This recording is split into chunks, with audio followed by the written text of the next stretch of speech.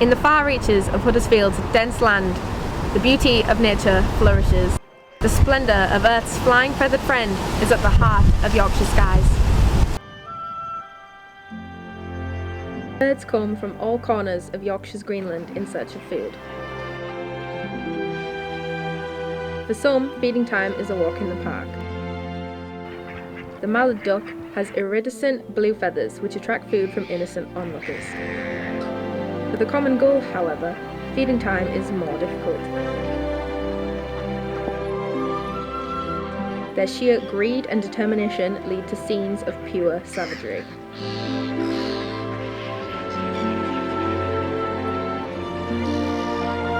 Sharing is not an option. Against all odds, the birds of Huddersfield live alongside each other in serenity and delight.